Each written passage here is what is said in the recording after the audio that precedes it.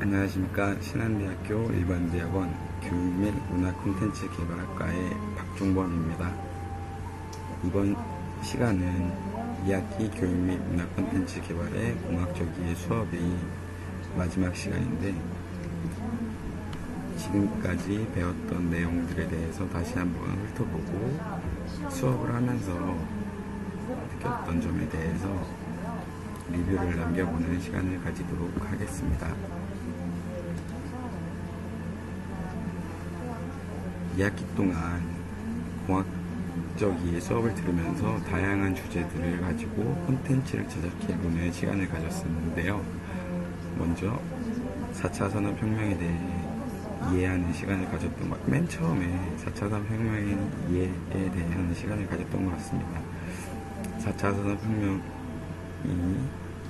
명명되고 4차 산업혁명이 이루면서 사물 인터넷의 발달과 빅데이터, 인공지능 등이 대두가 되면서 많은 직업군들이 바뀔 예정이고 바뀌어가고 있는 현실에 대해서 새롭게 알 수 있는 시간이었고, 이러한 상황들에 대해서 다시 한 번 더 생각을 해보고 앞으로 어떠한 방향을 가지고 나아가야지에 대한 생각을 할 수 있는 시간이었던 것 같습니다.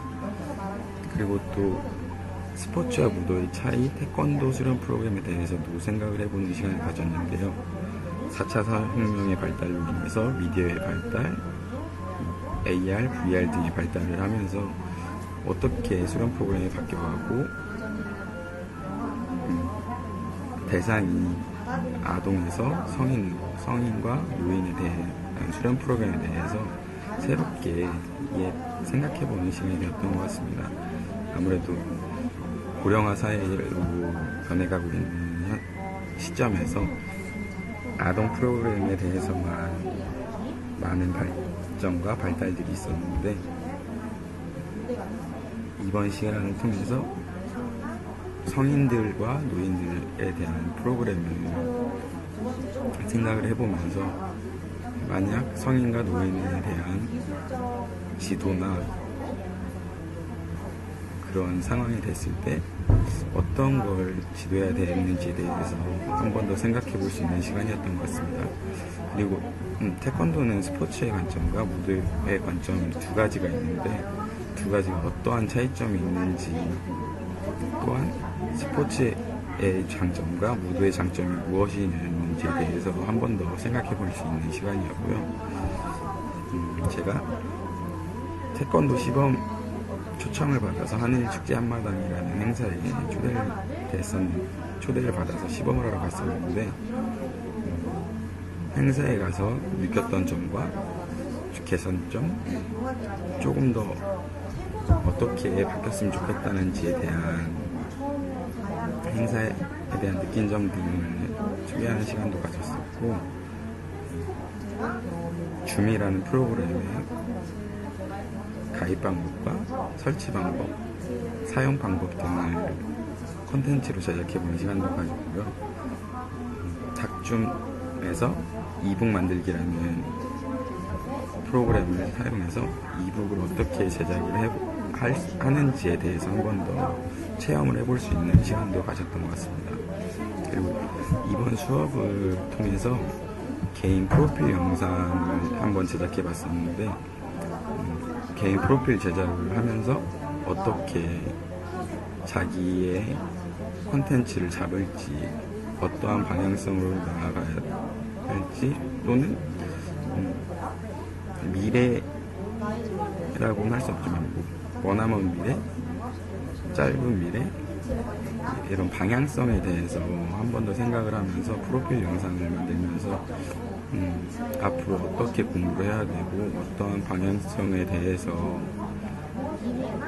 조금 더 깊게 생각해 볼 수 있는 시간이었던 것 같습니다.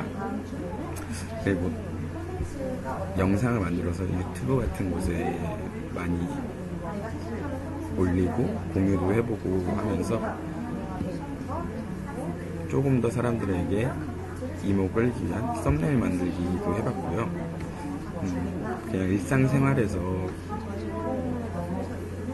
수업을 하면서 교수님과 대학원생들과 망월사를 등반하면서 일상생활에 대한 콘텐츠를 제작해보면서 콘텐츠를 제작하는데 부담감을 가지지 않고 그냥 내 주변에 그냥 자연스러운 일상들을 어떻게 표현하고 어떻게 편집을 하느냐에 따라서 그냥 콘텐츠로 제작을 할 수 있다는 거에 대해서 새롭게 알 수 있는 시간이었던 것 같습니다.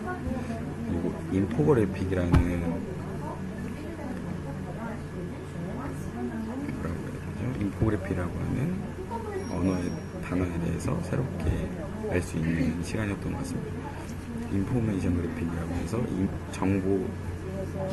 정보와 데이터, 이런 사람들에게 지식을 전달해 주는데 그래픽을 이용해서 시각자료를 통해 한눈에 들어올 수 있는 정보를 만드는 법에 대해서 한 번 더 알아볼 수 있고 실제로 체험해 볼 수 있는 시간이었던 것 같습니다. 먼저 4차 산업혁명에 대해서 간단하게 얘기를 하자면 사물 인터넷, 빅데이터, 인공지능 기반의 만물 초지능 혁명 시대로서 사람과 사물, 공간을 연결하고 자동화, 지능화되어 디지털 물리적, 생물학적 영역의 경계가 사라지면서 기술이 융합되는 새로운 시대라고 할 수 있는데요. 단순히 사람이 컴퓨터나 테레비에 연결을 해서 작동을 시키는 게 아니라 그냥 사물과 사물을 연결시켜서 자동화되고 스스로 판단해서 작동을 하고 하는 초지능 사물 기반 시대가 온 것 같아서 많은 생각과 많은 변화를 느낄 수 있는 시간이었던 것 같습니다. 다음은 제가 만들었던 PPT 중에 몇 가지인데요. 태권도 성인 및 노인 수련 프로그램에 대한 제가 생각해 본 프로그램을 간단하게 적어놨고 스포츠와 문화의 차이점에 대해서도 한번 적어봤습니다. 스포츠는 경쟁이 가장 기본적으로 돼 있고 승리지상주의, 그리고 승리를 위해서 어떻게든 해도 된다는 생각 때문에 교육적 가치가 부재라고 생각을 했었고, 무도 태권도는 남과의 경쟁이 아닌 수련을 통해서 자기 완성을 통해서 교육적 가치가 조금 더 가지고 있다는 두 가지 차이점에 대해서 한번 더 생각해 볼 수 있는 시간이었고, 태권도가 문화산업으로 흥행이 안 되는 이유에 대해서 실제로 태권도 공연도 해보고 상설 공연을 통해서 어떤 게 문제고 어떠한 점이 개선되면 조금 더 나아지지 않을까에 대해서 한 번 더 생각해 볼 수 있는 시간이었던 것 같습니다.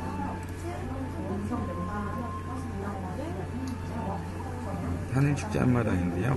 제가 갔던 곳은 하늘축제 앞마당 인도쿄라고 해서 도쿄 히바야 공원에서 했던 행사에 참여했었는데, 아무래도 야외 공원에 부스들이 몇 띄엄띄엄 있다 보니까 좀 많이 사람들이 전문적이지 않고 조금 그냥 동네 잔치 같은 느낌이어서 1년 중 하늘간 최대 문화 행사라고 하는데 그렇게 많은 사람들이 참여하지 않는 게 참 아쉬웠던 것 같습니다. 반대로 하늘축제 앞마당인 서울은 제가 자료를 찾아봤을 때 많은 사람들이 참여하고 다양한 콘텐츠들이 많아서 구경하러 온 관광객들에게 일본에 대해서 많이 알 수 있는 유익한 행사였던 것 같습니다. 하늘축제인 도쿄도 서울에서 있었던 하늘축제 앞마당처럼 다양한 콘텐츠들과 많은 사람들이 참가할 수 있는 프로그램을 만들어서 좀 더 다양한 행사가 진행이 되었으면 좋겠다는 생각을 가졌던 것 같습니다. 그리고 수업을 하면서 새로운 사이트들, 새로운 프로그램들에 대해서 상당히 많이 알 수 있는 유익한 시간이었는데요. 그 중에서도 줌에 대해서 알게 되면서 화상 채팅에 대한 새로운 가능성, 새로운 방법, 장점 등에 대해서 새롭게 알 수 있는 시간이었던 것 같습니다. 줌의 가장 장점으로는 무료 서비스를 들 수 있는데 그냥 회원 가입만 하면 사용할 수 있고, 호스트의 초대로 가입 없이 그냥 참여할 수 있다는 장점을 가지고 있고요. 최대 100명이 동시에 회의가 가능하고 최대 40분 동안 할 수 있다는 장점이 있는 것 같습니다. 1대1이나 소수의 경우에는 시간 제한 없이 무료로 사용할 수 있다는 점도 좋은 점이었던 것 같습니다. 그리고 높은 호환성을 줄 수가 있는데 핸드폰과 노트북, 태블릿, 데스크탑 모두 사용 가능하고, 핸드폰도 한 가지 기종이 아니라 iOS 기반 핸드폰, 안드로이드, 윈도우, 맥 다양한 프로그램들이나 다양한 기계 매체들을 이용할 수 있다는 점에서 참 좋은 프로그램이라고 생각했습니다. 그리고 제가 수업을 하면서 가입 방법에 대해서 한번 소개하는 시간을 가져서 가입하는 방법과 설치하는 방법에 대한 콘텐츠를 제작해서 유튜브에 영상을 올리는 시간을 가져보면서 콘텐츠 제작하는 경험을 하나하나 쌓아갈 수 있는 시간이었던 것 같습니다. 다음은 개인 프로필 영상인데, 이 수업을 하면서 좀 개인 프로필 영상도 제작해보고 앞으로 어떠한 방향성을 가지고 공부해야 되는지에 대해서 새롭게 알 수 있는 시간이어서 좋았던 것 같습니다. 제가 만들었던 영상 한번 보시죠.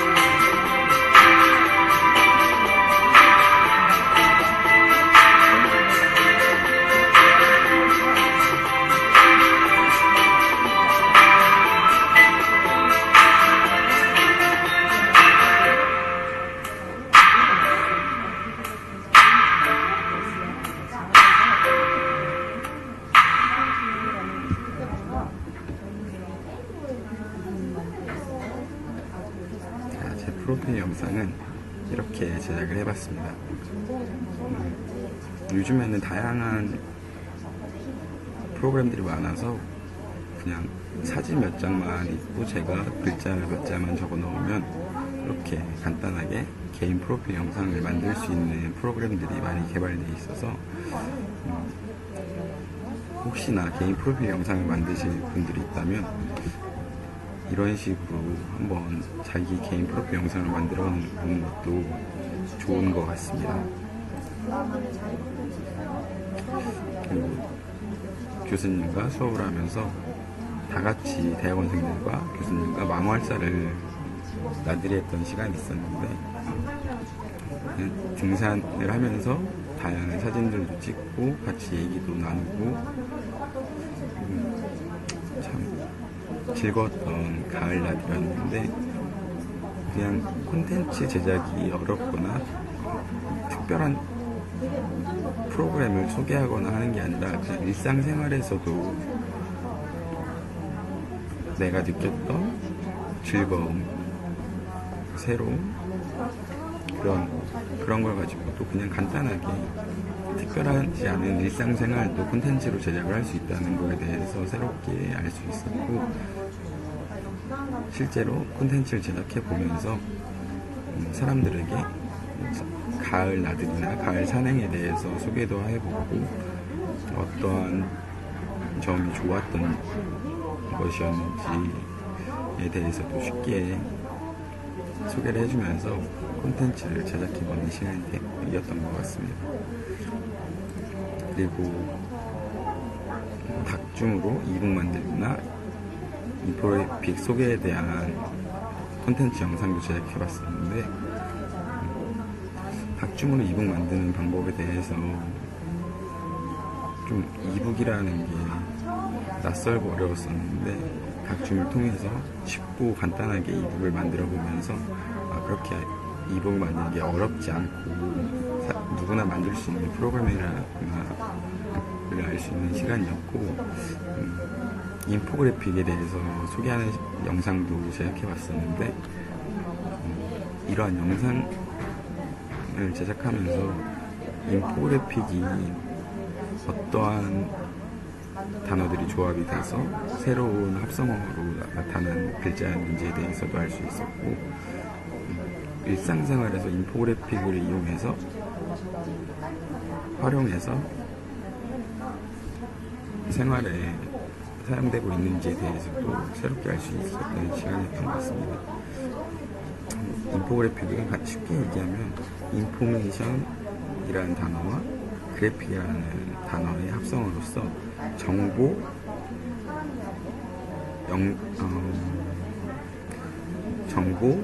영상 자료라고 할 수 있는데, 정보를 영상 자료로 전환한 간단한 그림이라고 할 수 있습니다. 우리 일상생활에서 가장 쉽게 볼 수 있는 건 날씨를 소개할 때 기상캐스터 뒤에 우리나라 지도가 나왔고, 지역별로 온도나 그날의 날씨에 대해서 나오는 그래픽이 있는데, 그러한 자료들이 인포그래픽 중에 하나라고 할 수가 있습니다. 전달하기 복잡하거나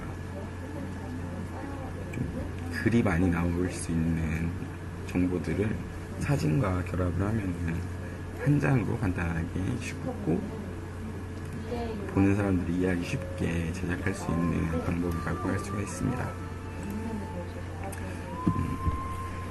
이번 수업을 들으면서 다양한 콘텐츠들을 경험해보고 제작해보고 많은 사람들에게 보여줄 수 있게 인터넷에 영상도 업로드 해보면서 다양한 경험을 해봤던 것 같고, 앞으로도 유익한 정보나 다른 사람들에게 전달해 줄 수 있는 콘텐츠가 있으면 쉽게 콘텐츠를 제작해서 유튜브에 공유도 할 수 있는 태교남 박종범이 되어보도록 하겠습니다. 감사합니다.